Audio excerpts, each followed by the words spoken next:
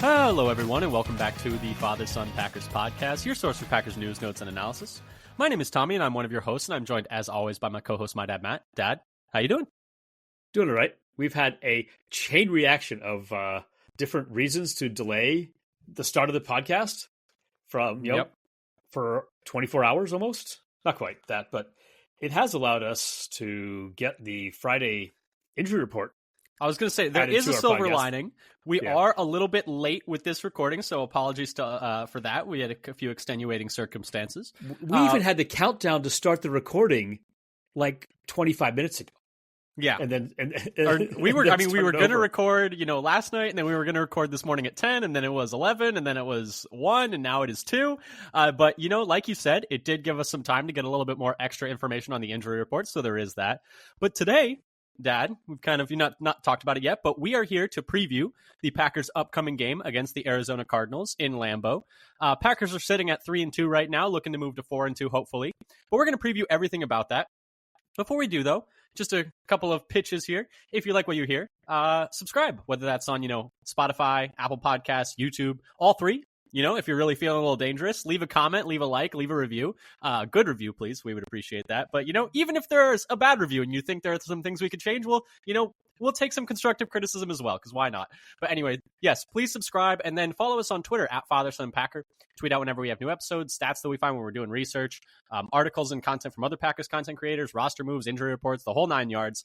One-stop shop and everything Titletown. And speaking of roster moves, Dad, we do have one roster move to talk about.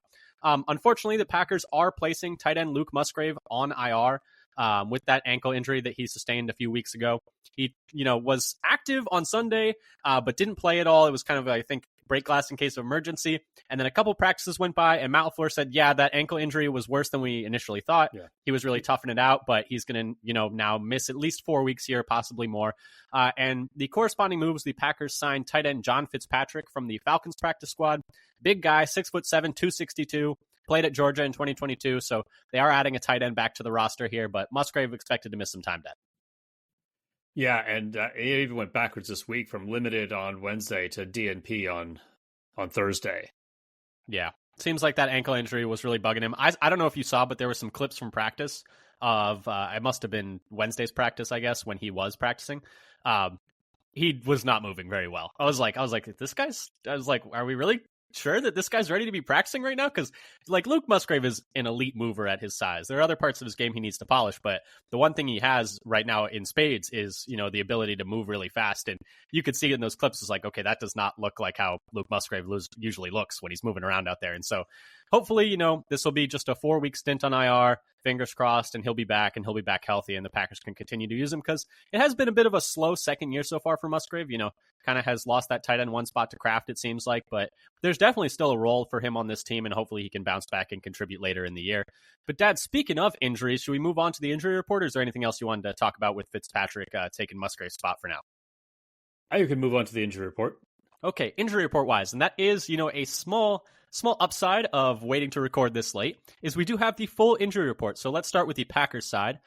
Besides Musgrave moving to IR, there's only going to be one other player out in this game, and that is Devontae Wyatt.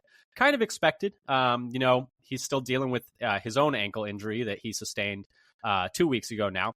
So hopefully the Packers can get him back soon. It has been 2 weeks now, and they did not place him on IR. So maybe in the next week or two, we could see him maybe returning to practice, but we'll be keeping an eye on that going forward. But he will not play in this game against Arizona. Questionable players. Yeah, I guess say his about Wyatt.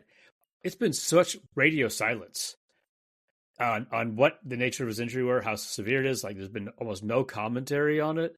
Yeah, I always felt like this is going to be out a long, long time, but the fact that he hasn't actually gone on IR gives me a little bit more. Yeah, he didn't practice any of the days this week. It was a DNP Wednesday, Thursday, Friday. But like you said, the fact that they didn't put him on IR immediately means hopefully it's only going to be a 3-week injury, but I guess we'll see next week. In terms of players who are questionable, Packers do have 5 players listed. The first that I'm a little bit most concerned about is probably Rasheed Walker, because he was a late addition to the injury report. He was just added to the injury report Friday with a knee. So never good when you're getting a new injury popping up on a Friday before the game. But he is questionable, so I guess we will see.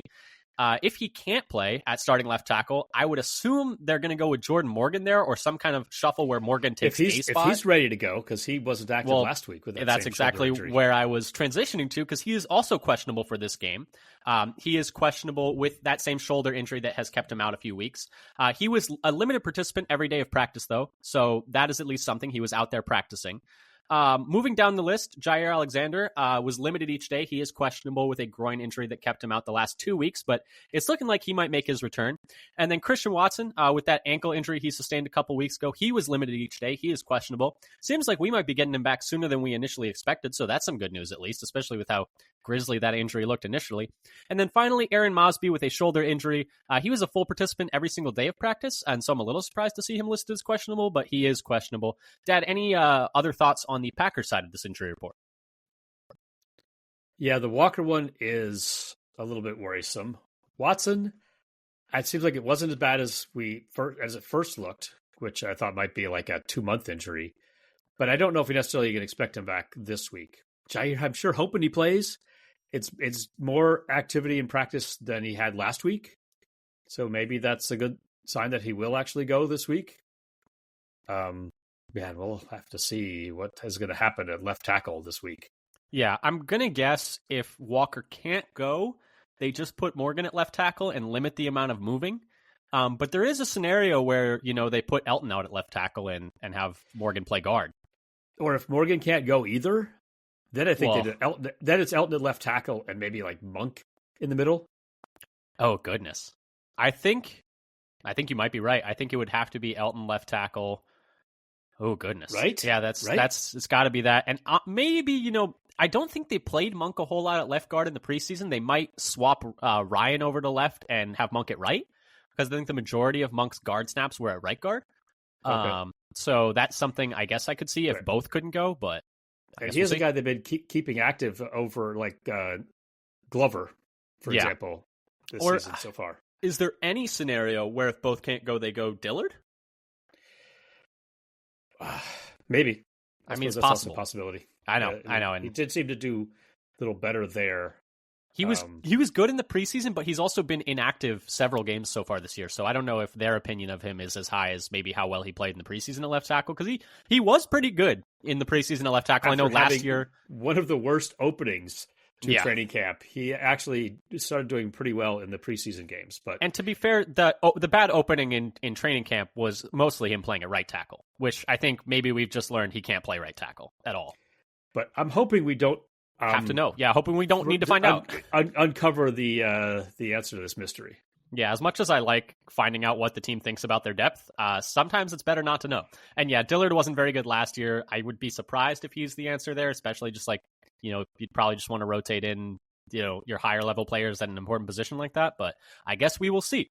Moving on to the Cardinals side of the injury report, they have a couple players out. Wide receiver Zay Jones will not play, and defensive lineman Darius Robinson, their first-round pick this year, still has not played in a game yet this year, unfortunately, but he is also not going to play in this game. And then a few players questionable. Starting right tackle, Kelvin Beachum with a hamstring injury. He was limited both Thursday and Friday, so I guess we will see if they're going to have their starting right tackle there. One of their backup tackles, Christian Jones, with an ankle injury. He was a full participant each day, but he is still questionable. Kicker Matt Prater, he did not play last week. They brought in Chad Ryland to kick for them. With a knee injury, he missed last week, but he was limited each day this week, so possible he makes his return this week. And then they're starting nickel corner, Garrett Williams, with a groin injury. He is also questionable, and he was limited each day. Dad, any thoughts on the Cardinals side of the injury report? Well, Garrett Williams is their best cover corner so far this year. Yeah, probably. PFF grade by a substantial margin. I was going to say no offense, but low bar. Not the best corner room over there. But he's actually grading pretty well. But their two outside corners are definitely not. I'll talk about that later. So if he misses the game, that's a big blow to an already not great secondary. Yeah, and speaking of the secondary, we do get a bit of a fun maybe brother matchup with Bo Melton going against Max Melton this week. That could be a little bit fun. Melton v. Melton. Little Mountain View Mountain. He's a depth piece on their depth chart, but he might be rotating in. But anyway, that does it for the injury report, Dad. Let's move over to the game preview. And let's start off with just, a quick facts. This game is in Lambeau, noon Lambeau time, noon local time. It's going to be on Fox. It is supposed to be kind of a nasty day, though. 55 degrees and raining and windy, 15-mile-per-hour winds for the whole day. So it could be a really gross, yucky, nasty, ugly game. I guess we will see. Hopefully that weather clears up, but maybe hopefully not, because the Packers may be a little more used to some gross weather than the Arizona Cardinals and Phoenix might be. So that's that. Per ESPN Bet, Green Bay is a 5.5-point favorite with an over/under of 49.5 for an implied score of 28-22 Green Bay. But Dad, let's move on to checking in on the Cardinals. What has been going on with them so far this season? So on the season so far, they're 2-3, and in, I guess, third place in the NFC West. I think probably fourth place after last night, since we had Thursday Night Football last night.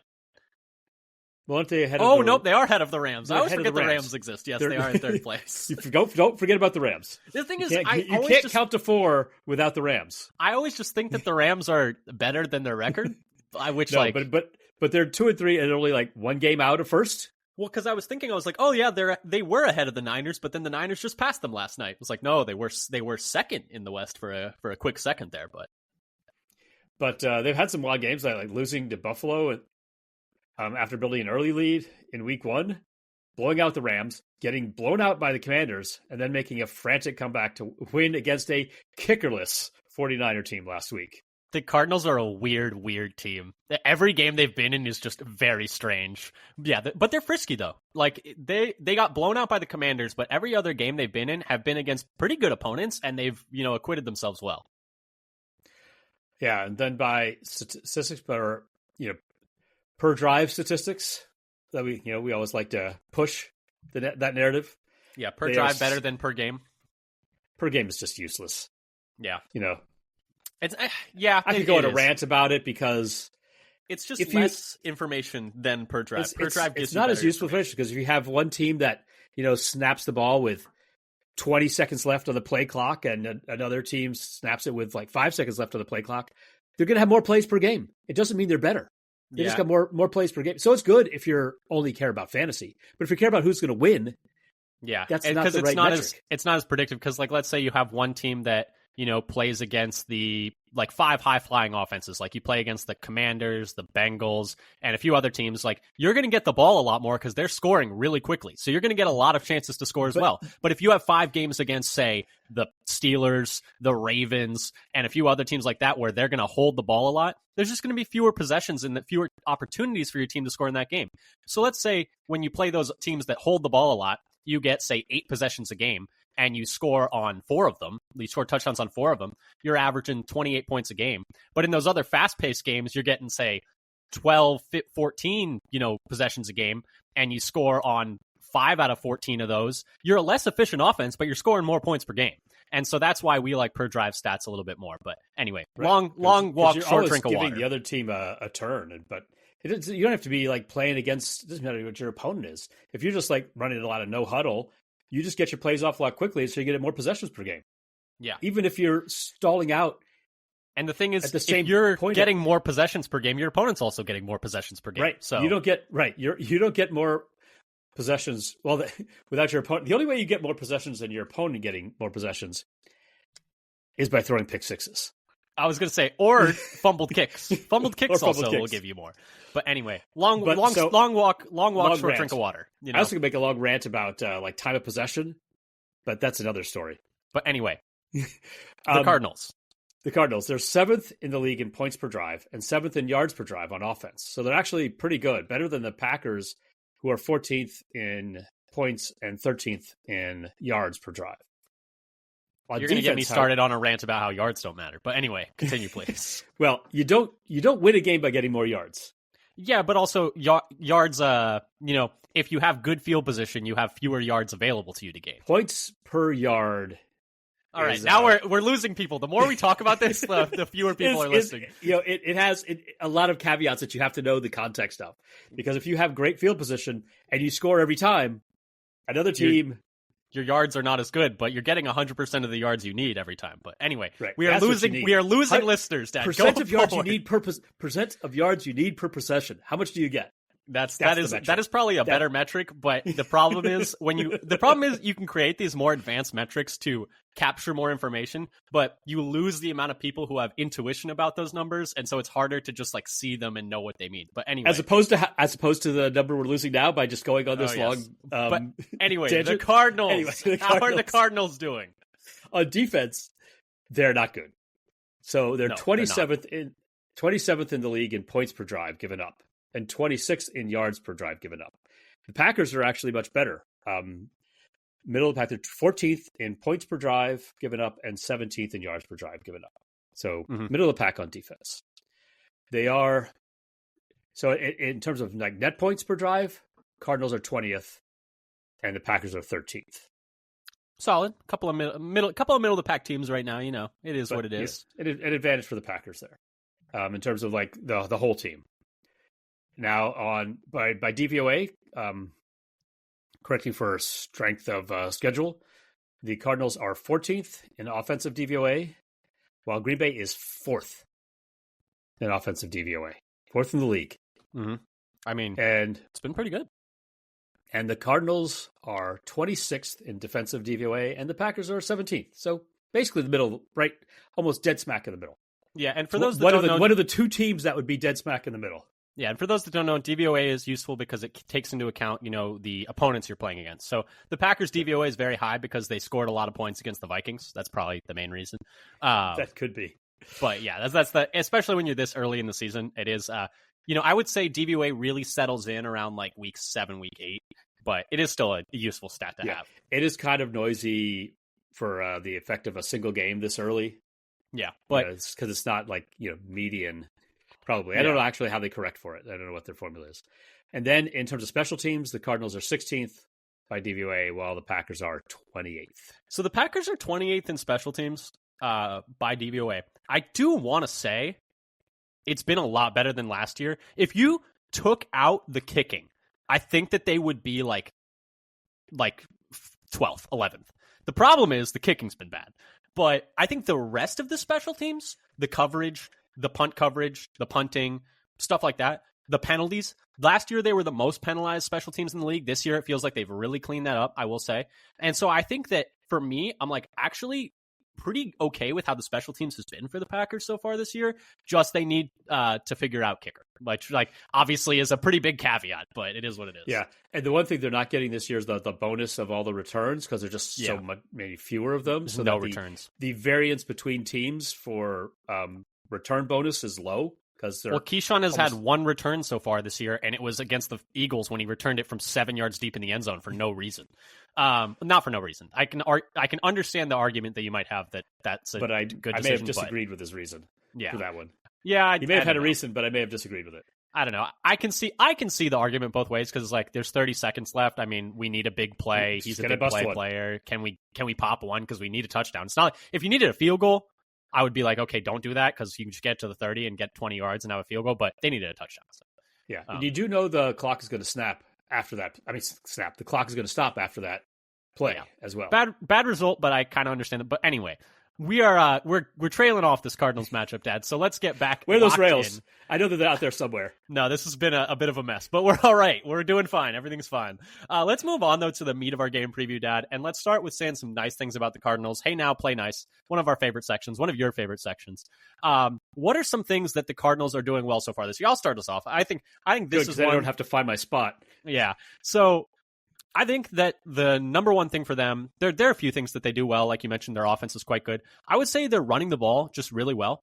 5.5 yards per carry right now. A lot of this has to do with the fact that Kyler Murray presents so many, tough things for opposing defenses to handle in the run game with his ability as not just a scrambler, but also a designed runner. I mean, he just took that read option last week against the Niners, and he was house calling it from 40 yards. So you see, he's pointing to the end zone from the 40-yard line because he saw Talanoa Hufanga come burning down from his single high safety spot, and he's like, "Oh, there are no safeties in the middle of the field right now. gone. He probably hasn't seen like a whole open field like that since he was in like college. But no, so he really, contributes to this running game, and that's important to keep in mind. But 5.5 yards per carry, which is third in the league. They're second in yards before contact per attempt and 8th in yards after contact per attempt. So quite good in both ways. James Conner's having a really solid year so far. They're 10th in EPA per carry, 12th in success rate, 10th in rushing yards over expectation per attempt. Overall, just by any metric you look at, they're a top 10 running offense. And that's been, a really important part of their offense so far this year. Yeah. And I also had kind of Kyler Murray, but I was going to go into, I had a few details on that. So while he's running less this year, career low 4.6 carries per game so far, compared to 6.5 per game for his career previously. His yards per attempt is a career high 10.7. Of course, he has a 50-yarder, compared to his previous career average of 5.7 yards per carry. He has the 6th best PFF run grade for a QB so far this year, and he's second in the league in scramble yards and end in designed run yards, and leads QBs in yards per carry. He is third among QBs in yards after contact per attempt, and is only behind one qualifying running back. So he's a playmaker. He is and he's not as like, he'll just have a few plays a game where it's just like, dang, that's a backbreaker, because he can make some really explosive plays, and that's definitely one of his better talents, is not just with his legs but with his arm as well, and buying time, and we'll talk about that in a second. I've got some more about that, but and on that 50-yard run you mentioned, he hit the 13th highest speed on-field speed for the year for that run, according to Next Gen Stats. Yeah, I mean, anytime he sees like a full runway, he's fast. He's very fast.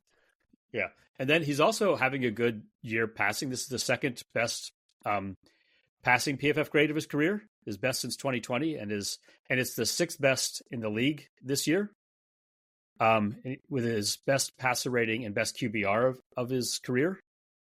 And he's 7th in the league right now in QBR from ESPN. Yeah, he's having a really solid year so far. It's just a couple of games where they haven't quite been able to, quite finish plays. Right. And then according to Next Gen Stats, he also has the 3rd most improbable completion. The one he had to a pass he had to Marvin Harrison. For comparison, Jordan Love's completion to Jaden Reed last week, that only qualified for 14th best on the year. Was it the Marvin Harrison 4th down where he just kind of lobbed it up? That was a hell of a play by both players. But I was like, wow, I can't believe that worked out. Which one that was? So I didn't go back and look at the tape. Well, there was a 4th and something against the Niners where he's like spinning out of it and fading away and falling back, and he somehow fall back like 15 yards behind the line of scrimmage, and then just throws it up to Marvin Harrison to complete a 4th down to keep that game alive, that they end up winning. And it was probably the biggest play of the game, honestly, to that point. But yeah, no, fantastic day for him. But yeah, the Cardinals, their offense is very dynamic. And I think part of that is, the running game. A lot of it has to do with Kyler and the just bind he puts these defenses in with how they have to account for him as a runner and a passer.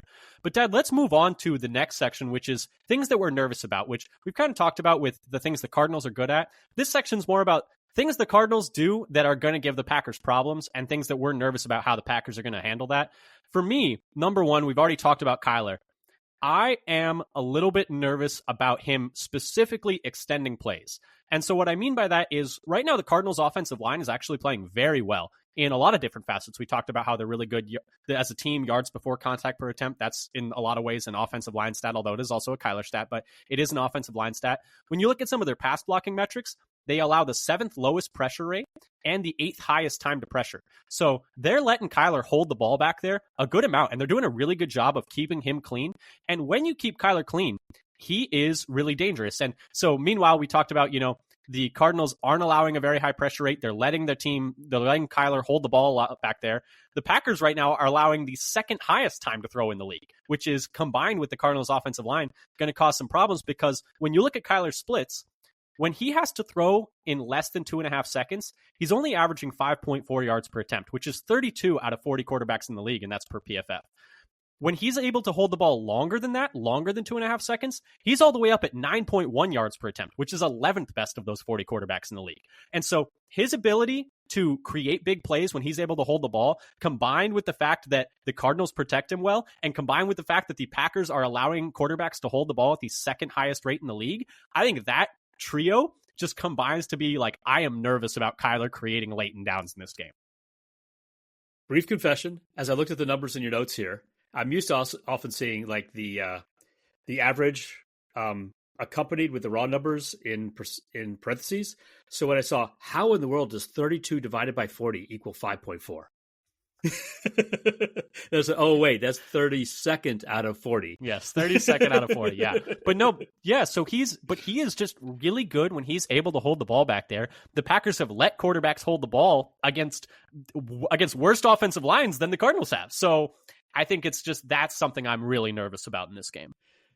Yeah, for me, I have a couple of things, other things that I'm worried about. So according to DVOA from FTN Fantasy, Packers are 16th in defending tight ends as receivers. Yeah. Currently, Trey McBride is second in the league in target share to tight ends, according to Fantasy Pros. He's the 10th highest rated tight end in receiving by Pro Football Focus. He's not much of a yak threat, but among tight ends with at least 5 receptions, he's 4th in air yards per reception for Fantasy Pros. And I would say, his yak numbers aren't great this year. I think that he has more in the tank than he's shown so far this year. I would not be surprised to see him break several tackles against Green Bay. That's all I'm saying. Why do they wait for us to have their breakout? Why can't they wait for another couple weeks? Why does this always seem to happen? Yeah, that's what I think. It's like, his yak numbers aren't very good, but I think just as a skill set, I think that's in his bag. I think he's able to do it. A sample size thing. He just hasn't had that much of them yet.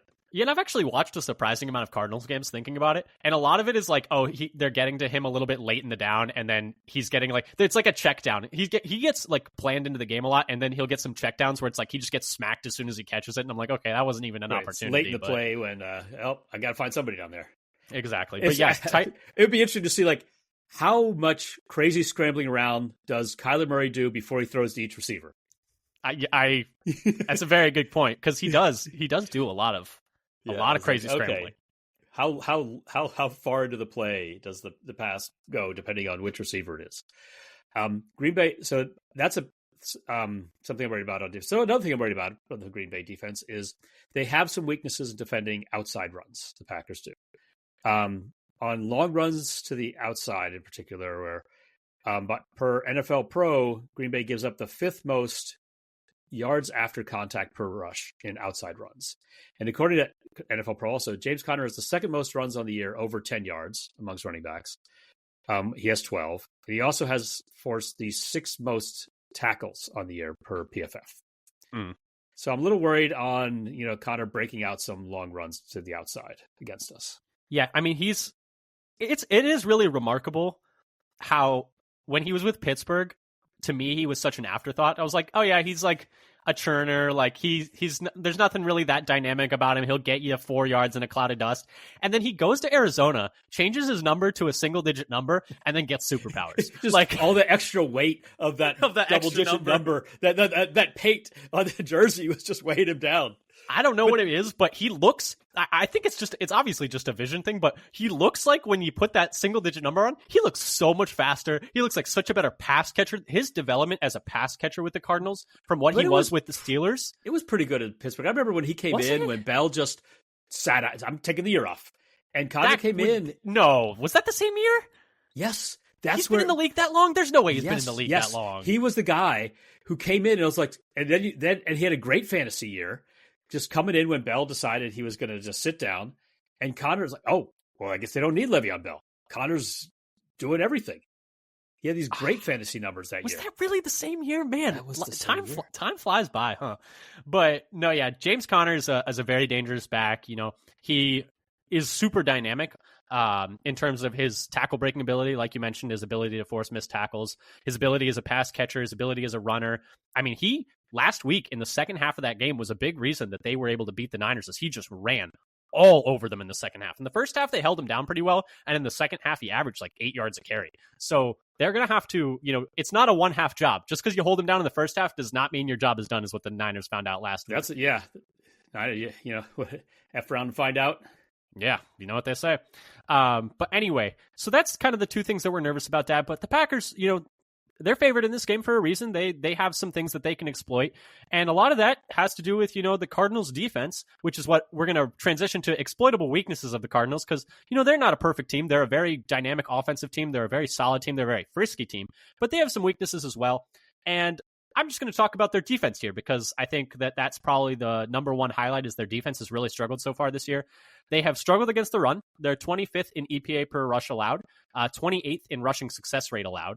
And they've also struggled against the pass. They're not really rushing the passer very well. They're 31st in pressure rate, 32nd in time to pressure, and they allow the fourth longest time to throw. So they're not getting to the pass rusher. They're not getting to the passer much. They're not getting to the passer fast. It's not a great combination. It kind of reminds me of a different team, but we'll not worry about that. Hopefully we can improve in that metric. And that in turn has led to a lot of open receivers for other teams. So they have the second highest average separation allowed on target. So when teams are throwing to their receivers, a lot of times, whether it's because of the coverage behind them or it's because they are just allowed to hold the ball forever, the players that they're throwing the ball to are open. So they are not covering the pass well and they're not covering the run well. And that's probably the biggest exploitable weakness of the Cardinals is you're probably just going to have to keep scoring on them over and over because, their offense can turn it on at any point, but their defense will let you move the ball and let you score. Yeah. So hopefully we can take advantage of that. I would hope so. Move the ball and score. I like the sound of that. And it looked like you had something you wanted to mention, about the run game. But any other weaknesses you wanted to touch on? Did you want to touch on their ability defending the run? What do you think are some exploitable weaknesses of the Cardinals? Yeah, so I think in between, I talked about this with the in early games. So in between the tackles, in particular, the Cardinals are 26th in EPA per rush and 20th in rush yards over expected per attempt between the tackles. Mm-hmm. So running up the middle, I think, is going to be a chance to take advantage in some of those of the run defense. That might be where we have the most success. Mm-hmm. And then they're, to pile on to their pass defense that they're starting outside corners. Starling Thomas and Sean Murphy Bunting are 95th and 77th respectively amongst cornerbacks in passer rating against when targeted, according to PFF. And they are 89th and 105th in PFF coverage grade amongst corners. Not great. You don't usually want to see triple digits there. It's not usually where you want to be. So those are not good numbers. And their slot corner is actually pretty good. I can't remember what he was rated as, but it was, I don't know if it was as high as top 10. I can't remember. But their outside corners have struggled. And maybe this is going to be what's Bo Melton's younger brother? Max Melton. Max Melton. I was drawing a blank on his first name. Maybe he's going to start getting more time because he's been grading better than Thomas or Murphy Bunting. So yeah, I mean, he was a player that I think I was really high on coming out of Rutgers, and he went in the second round. So I wanted as a guy who could also play some of the slot as well. Yeah, he's versatile, and especially with their starting slot, possibly missing this game, this could be a scenario where they maybe rotate him in there. But Dad, let's transition into how we hope the Packers, attack some of these. You mentioned running up the middle. You mentioned, the one thing I want to say is I just hope they stay committed to the run. They've had a couple of games where they've kind of let the script get away from them and have just kind of, stopped running the ball. We saw just last week a big reason that they were, struggled to move the ball a bit at times was they just threw on first down, but, with very little success. They had a really hard time throwing the ball on first down last week. And I just want them to stay committed to the run. Last week was a 19-6 carry split between Jacobs and Wilson. I think that's ideal. I think that's a perfect split. Just a handful of carries for Wilson here and there, I think is just enough to spell Jacobs. I just don't want to see anything like the 9-8 that we saw the week prior. And I know that's a weird game where you fall down 28-0, but even when you're down 28-0, there's still a whole 2.5 quarters of football left. You don't need to just not run the ball from there. And so I just, we mentioned the Cardinals run defense isn't great. I just want to see this be a Josh Jacobs game where, just control the time of possession, hold the ball a little bit, just let Jacobs run over them. I think that there's no reason to abandon there should never be a reason in this game to really abandon the run is kind of what I'm hinting at there. Yeah. And what I was going to say about that is, this is another game so not only is that running up the middle a weakness for the Cardinals, Josh Jacobs leads the league with 250 rushing yards between the tackles. He's 8th in yards after contact per attempt, with 4 yards per attempt, and is second on the year with 7 runs of over 10 yards between the tackles. So he's also getting big plays. He's a fun running back to watch. His jump cuts and his ability to just...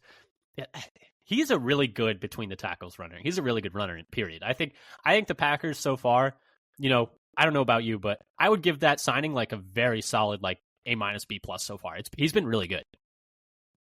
Yeah, and also the second level run defense for the Cardinals is also not good. Maybe, I forget, it's in the low 20s. It's in the 20s, maybe the high 20s. So that's if Jacobs can get through their line. There should be opportunities for explosive runs as well as just down-to-down success. I think there's going to be a chance there for the Packers to take advantage of their weak downfield defense. If he can get through the line, then get more of those explosive plays. Let's see, not just, multiple 10s, but how about like 20, 30 or house? Why not more? Why not 70? I could see that. But yeah, and then the other thing I hope the Packers do in this game is just send more 5-man pressures. We talked about, previously just now, how Kyler's really dangerous when he's able to hold the ball, how the Cardinals have protected him quite well. And the Packers have not rushed the passer very well, with 4 especially, on the second highest time to throw in the league. But this is a number that Ben Fennell tweeted. The Packers currently, when sending 5 or more rushers, have a pressure rate of 54.8%, which is best in the NFL per Next Gen Stats, number 1. And you compare that to their normal 33.8% pressure rate, which is 15th in the league. It's pretty clear that they are gonna, right now at least, they're gonna need to send extra bodies to get pressure, and they're gonna need to get pressure to win this game, because we saw just what Kyler does when he's able to just pat the ball back there. So I really hope they send 5 or more. I hope they send blitzes. Right now they're like middle of the pack in blitz rate. I hope they send Edgerrin Cooper. Yeah, I hope Edgerrin Cooper plays a lot in this game, because that'd be a lot of fun. But yeah, so that's kind of what I'm hoping for in this game.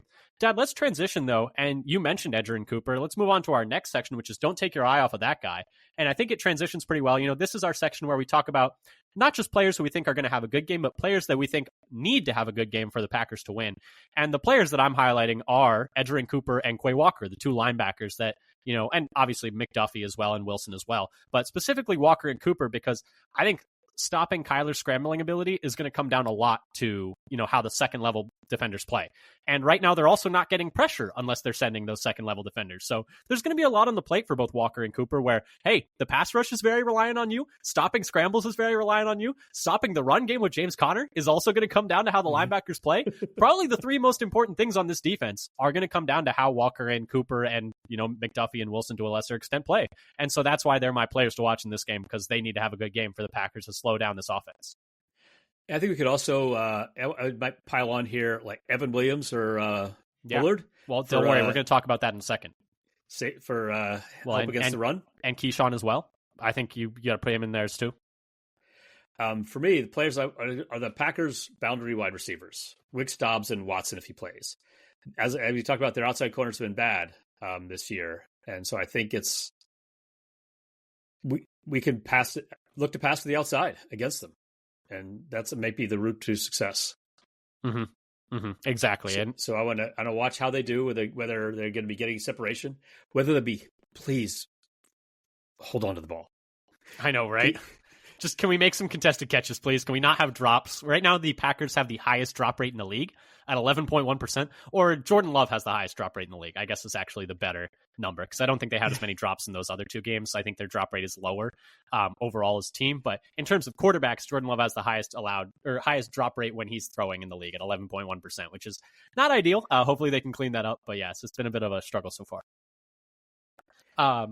Anything else there, though, Dad, you wanted to talk about in terms of players that you wanted to watch, or should we move on to overtime and just some things that we haven't gotten a chance to talk about? I don't want to pile on too many players. Let me get 22 players on my list of players to watch. Yeah, Rashawn Gary, we need a good game from the pass rushers again.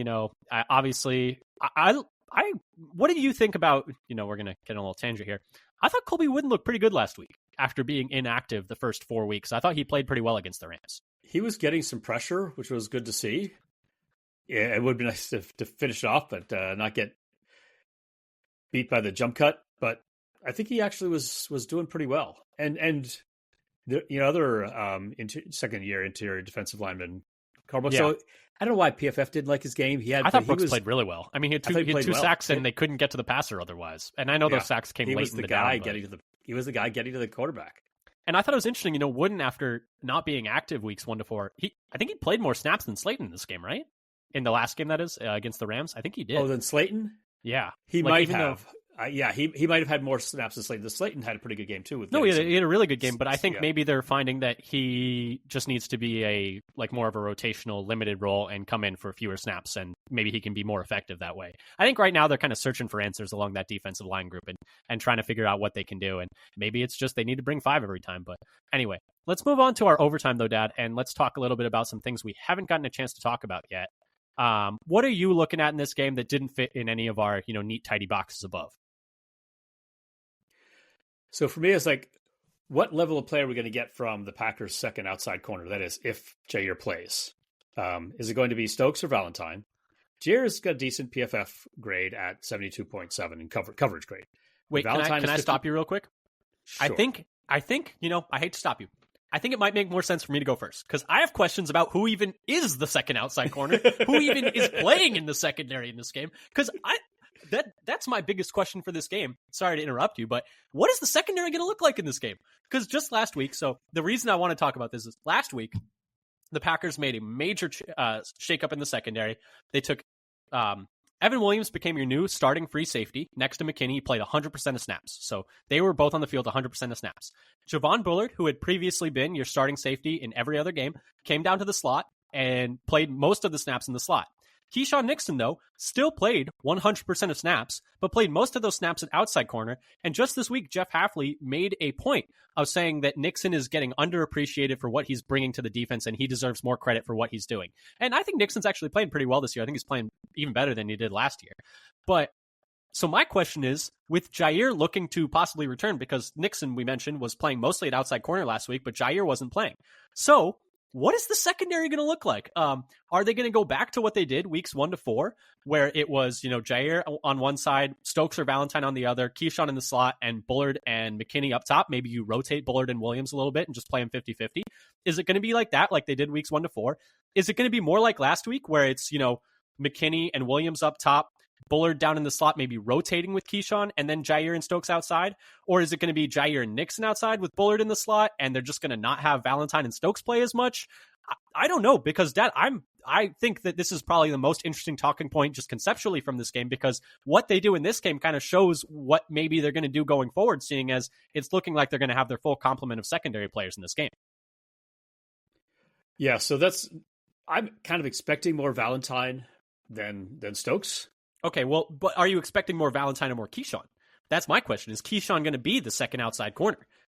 Just because of how much he played last time? Or I mean, clearly he played 100% of snaps. Hafley went out of his way in his presser this week to commend how he's been playing. He played most of his snaps at the outside corner spot last week. We saw they like playing Bullard in the slot. We saw Williams played 100% of snaps last week.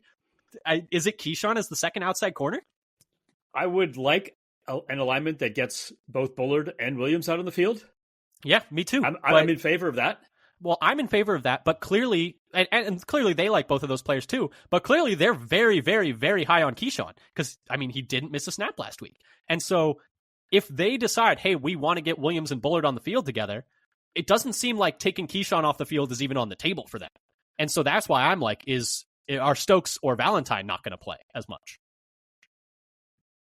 Yeah, because, an argument can be made for that, because neither one has been good in PFF coverage grade. By NFL Pro, Jair's coverage grade is 21st best in the league. This is out of 380 players. Yeah, I don't think Jair's at any risk to not be one of the starting outside corners. Let me give you the other options that we've thought of it going in as outside. Stokes is 5th worst. Yeah, Stokes has had a rough year. A tough year for him. As the nearest defender out of 382 players. So there's so many, because it's also including defensive linemen and linebackers. And Valentine's grade, he didn't quite have enough snaps to qualify in this, but it'd be equivalent of the 216th player. So, maybe Keyshawn would be. I don't think Keyshawn's a great outside corner, but I think he provides a lot of versatility to the defense. He's good at a lot of things. He's a really good tackler. And I think he brings some nice, if you're going to be a good defense, you need to have some attitude. And he brings some physicality and some energy that I guess Valentine brings it. Stokes doesn't really bring a whole lot of energy or stuff physicality. Like or physicality. Put it, he's a fine tackler, but he's not going to hit anyone hard, No, he he gets pushed. This kind of guy who makes a tackle but gets pushed back while he's making the tackle, as opposed to bringing somebody down right away. I think his tackling's been in run support has been better this year than in previous years, but yeah, I think Valentine's still a more physical player, and then Keyshawn's a more physical player than either of them. So I don't know. I'm really, really interested in this game because I'm a little worried they're just going to go back to, okay, Williams, you're back on the bench, you're rotating in, you're not going to play that much, and Bullard's going to be the starting safety. I'm a little worried that that's the direction they're going to go, just because it feels a little safe and you're not going to ruffle many feathers just benching a rookie. But I really hope that they find a way to keep Williams and Bullard on the field, because I think the defense looked more fun that way, for lack of a better word. So a quick look at Keyshawn. So last game where he was playing almost exclusively outside, he had his coverage grade wasn't great. It's still better than what Stokes or Valentine have been. It was like 58. His NFL passer rating against wasn't bad at 66. That it's actually his second best on the year, where he's playing mostly outside instead of in the slot. So maybe that'll work out well. And then, Arizona's secondary receiver seems to be like Michael Wilson on the outside. He's 10th amongst all wide receivers in catch rate over expected on the year. It has 8 big plays over 10 yards. So that's something we'd want to, keep a lid on if possible. So it'd be very interesting to see what happens. Maybe Keyshawn will be the better option. But I would like to see McKinney, Williams, Bullard, and Cooper all on the field as much as possible. As much as possible. You just got to get the young guys there. I think we talked about this all offseason. Is that I would love to see Bullard play in the slot more and Williams play deep, because I think the ceiling of the offense, or ceiling of the defense rather, is so much higher. I think the only thing that's changed my mind is like, oh, Keyshawn's playing pretty well. Maybe we just play him also and just don't worry about second outside corner. But I think they're still trying to find themselves along the secondary as well. This is a defense, I think, that's trying to find out who their best 11 players are. And I think they're still searching a little bit. Yeah, they're still mixing things up, changing the snap counts for players. Radical difference last game. You could say maybe that's because of injuries, but still it was very different. Their use of Williams and Bullard compared to what it was before. Mm-hmm, exactly. And so, well, let's transition this though into what you were talking though about with the second outside corner being like a really, important spot in this one. I think Michael Wilson kind of torched the Cardinals last week. Right. Well, you mean torched the Niners last week? Yeah, torched the Niners last week. Hopefully, your wide receivers can torch your own team. It happens. I was going to say it does happen. It's never. But I actually said a lot of things about how bad Stokes has been in coverage, and that Valentine's has not been that great either by either NFL Pro or PFF. And Keyshawn's been looking, in his one game where he had the most, snaps on the outside. He wasn't bad. He looked not bad. Yeah, his overall grade was kind of similar to what they had done, and his passer rating against is actually pretty good. I mean, if you compare that to what Valentine has been on the year. It's been a lot better, yeah. But like you mentioned, I'm just curious to see who the second corner is in this game. And then the other thing that I just wanted to touch on in this overtime period is the Romeo Doubs situation. So he spoke today to the media, which is another thing that I'm glad that we waited till Friday to record. It kind of worked out because he didn't speak to the media on Wednesday or Thursday. But today he did. And check out Ellie French on Twitter. She has a really good video of all of his answers to questions. And he spoke a good amount about it. There were some things he didn't want to talk about, which is totally reasonable. But just as a bit of a summary, he said that despite what had been reported, the reason he was away from the team last week did not have anything to do with his role. He did say he wasn't necessarily comfortable talking about what it was about, but he said that it wasn't that. Here's a quote from him. Quote, "I'd say there was some things going on off the field. So as far as just the organization and just the staff players, there's nothing going on within that area. So I just want to make myself clear there. I'm just thankful that I'm still here. It's a great staff, great players, great support," end quote. And then another quote, "I absolutely wish I would have handled things differently, just being a better communicator," end quote. He also said, that he's doing all right. Everything's okay. Family members healthy, which is obviously great to hear. I don't know if we're ever going to really know what happened last week. It kind of seems like everyone's just eager to move on and just hopefully put this situation behind them. My question, though, Dad, off of those things, obviously glad to hear he says he's doing okay. Do you think he immediately steps back into his same role that he had previously, where he's, the starting outside receiver in most sets, he's running the most routes on the team, getting, 6 targets a game? Or do you think this is a situation where he's going to, have to earn his way back into that role, and he'll maybe have a, smaller target share going forward for a few games at least, and especially with possibly Watson coming back this week as well? Yeah, we'll see if Watson does not come back, then their two main boundary receivers are Wicks and Dobbs. Wicks and Dobbs, but they have a deep receiver room. You can Heath and Melton both. They'll use Heath and Melton out there as well, especially if they, depending on how what the play call is. If they want somebody with speed to draw that's like the safety away, or do some blocking on the edge. Kind of depends a little bit on what they're looking for. I'd be surprised if he had like a lot of targets this game. I guess we'll see. But that's the only other thing I'm really thinking about. But Dad, any other overtime thoughts, or should we move on to the bottom line? Well, just looking up a few things about the coverage by the other corners compared to so Keyshawn's last game, his pass rating against, was significantly better than Stokes or Valentine have been on the year. Mm-hmm. So they've had tough years so far. When Keyshawn was outside, you mentioned his coverage against, I think it was like 66. So Valentine of the year is passing grade against is 80, and Stokes is like 116 passer rating against. So that's like it. And then Keyshawn's coverage EPA is, according to NFL Pro, is a little bit better, certainly significantly better than Stokes. And also, how does it compare to Valentine? It's, I think, a little bit better as well, but similar. Yeah. No, a little bit better. So he's a little bit better on the year than both of them in the coverage grade. That I can't split that up to outside versus slot. Yeah, and maybe it's a matchup situation where Keyshawn's better against certain matchups and Valentine or Stokes are better against other matchups. I guess we'll see what they decide going forward. But Dad, let's move to the bottom line. Cardinals win if blank.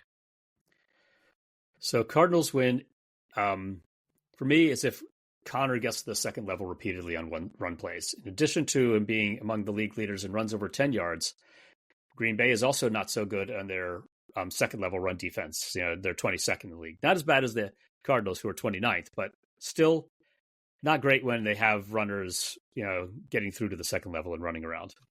Yeah. For me, I had the Cardinals win if Kyler has all day to throw. We already mentioned how good his numbers look when he's able to hold the ball. We mentioned already how the Packers let quarterbacks hold the ball, and we mentioned how the Cardinals' offensive line's been pretty good this year, pass protection-wise.